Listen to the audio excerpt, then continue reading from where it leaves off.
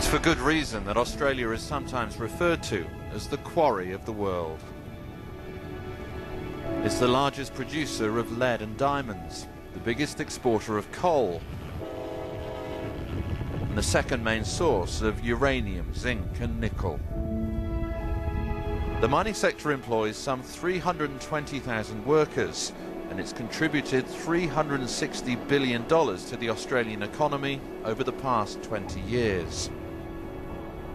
But the resources boom has just come to a shuddering end as the contagion of the global financial crisis has reached this far-flung corner of the world.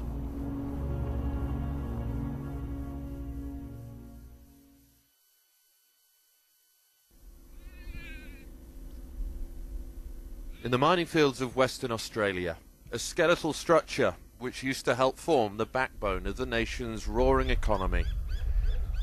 This is the Ravensthorpe nickel mine, opened last year by the mining giant BHP Billiton.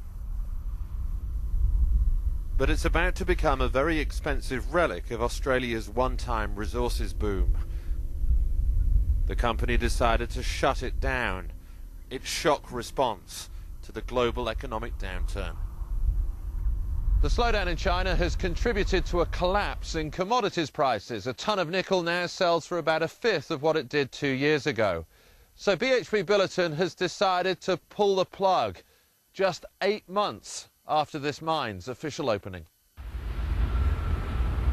After being told to gather for a safety meeting, 1,850 mining workers and contractors were told they'd lose their jobs. The projected lifespan of the mine was at least 25 years, but many of the contractors were back in the state capital, Perth, by lunchtime. Yeah, it's indicative of the severity of the downturn and how quickly it came on. But it's the same old story. What goes up quickly can come down quickly. Gravity's a bit like that. It was great news. It was a good news story. For the first time in a long time, BHP Billiton investing in a community. And I did think it was going to be a change in attitude from the bulk of the companies. But then, literally, a few months later, gone. And a couple of hundred families' lives destroyed in the process. Work in the mine, live by the sea was the snappy slogan which drew hundreds of miners and their families to Hope Town, the unfortunate name for this wind-buffeted community on the southern shoreline of Western Australia. Workers came from all over the world to live in these newly built villages and suburbs. There were tennis courts, barbecue pits and a swimming pool. All the trappings of the Australian good life. But now these communities are emptying out. Since the closure of the mine was announced in January, more than 1,000 people have left. For Rick Besso, the local businessman who built these homes, it's ruinous. It's almost like losing your family. You know, I've put a lot of my life, a lot of my thoughts, a lot of work into this, and to see it taken away after such a short period of time is just, it's heartbreaking, it's devastating. There's no real words to be able to describe something like that, you know. We've put in a lot of effort, a lot of work, we've made this right, it works, and now it's gone. It's really heartbreaking. Throughout the town are the signs of its happy transformation. Wind turbines were constructed to provide electricity for the expanded community. A new school was built for the children of the mine workers. But though it started the academic year with over 200 pupils, it will end it with less than 50. Then there are those dream luxury homes which nobody wants to live in anymore.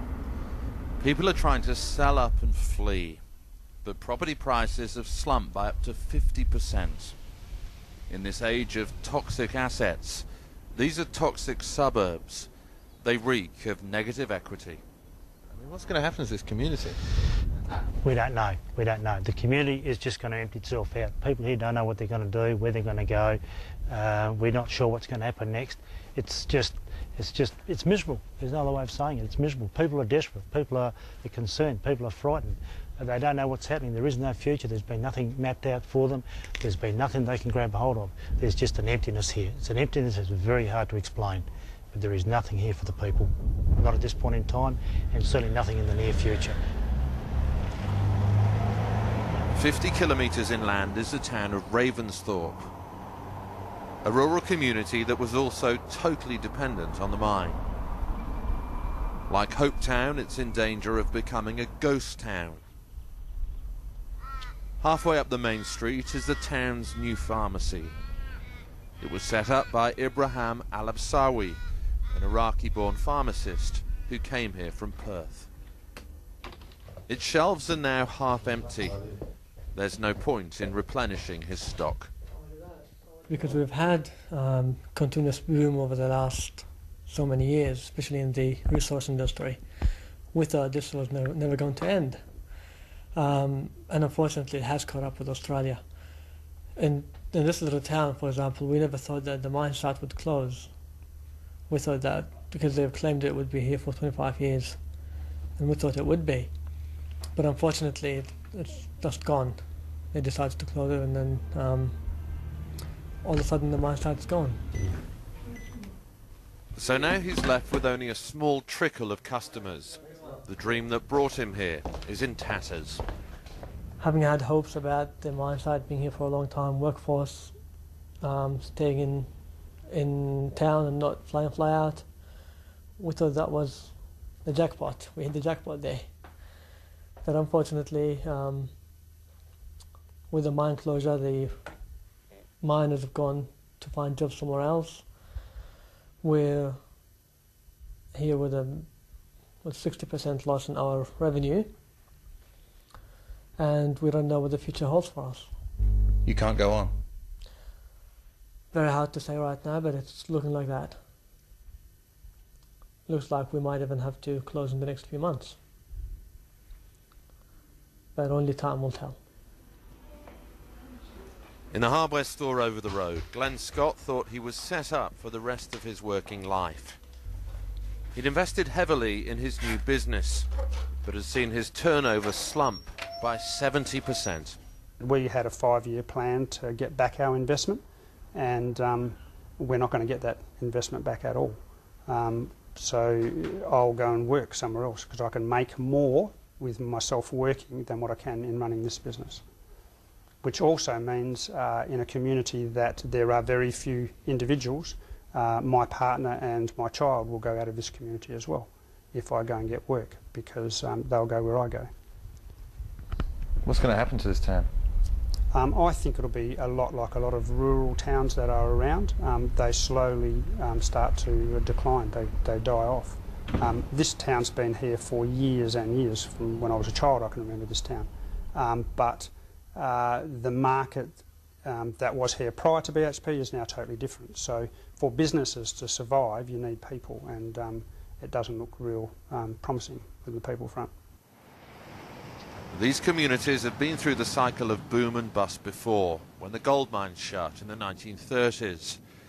But this time there's little to fall back on. The local economy was totally reconfigured as soon as BHP Billiton announced its plans for the mine. Property prices rose, so too did rents, forcing many low-income and elderly people out of the area. Many farmers sold their land to the company, killing off parts of the agricultural sector. These communities then became wholly dependent on BHP Billiton and its mine, and now there's nothing to take its place. The president of the local shire is Brenda Tilbrook. Up until the closure of the Ravensthorpe mine, she presided over Australia's fastest growing rural community. Now it's one of the fastest shrinking. So she's turned the media training that she received from BHP Billiton back on the mining giant itself. The company declined our request for an interview. Oh, I've said everything to them. I've told them that. I've told them that they have a moral responsibility to our community, but they don't really want to face up to that. You know, they are BHP, the biggest mining company in the world, and they're very powerful. It's a David and Goliath fight.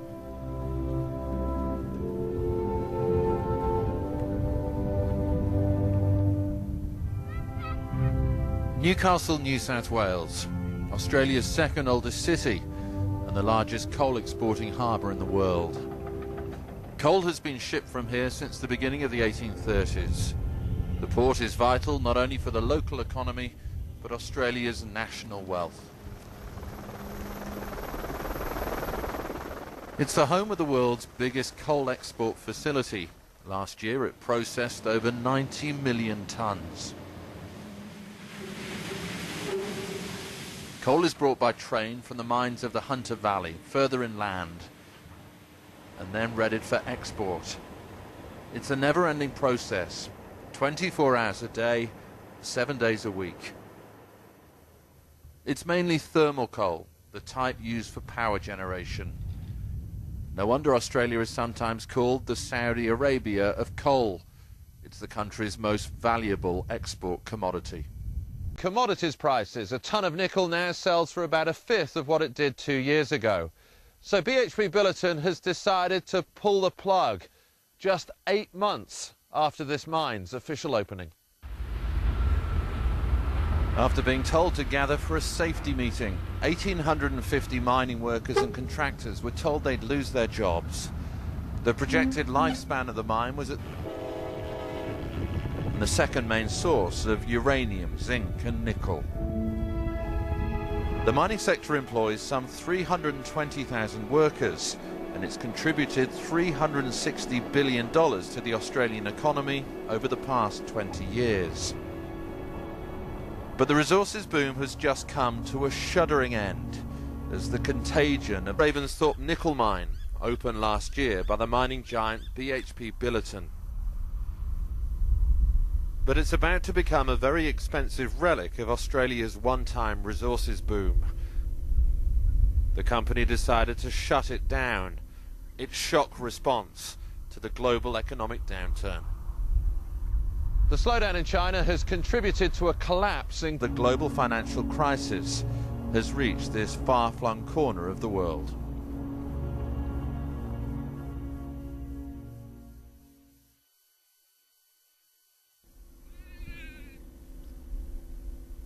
In the mining fields of Western Australia, a skeletal structure which used to help form the backbone of the nation's roaring economy. This is the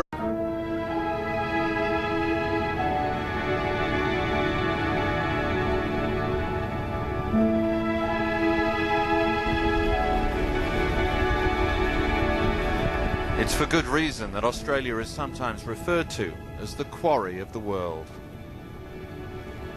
It's the largest producer of lead and diamonds, the biggest exporter of coal,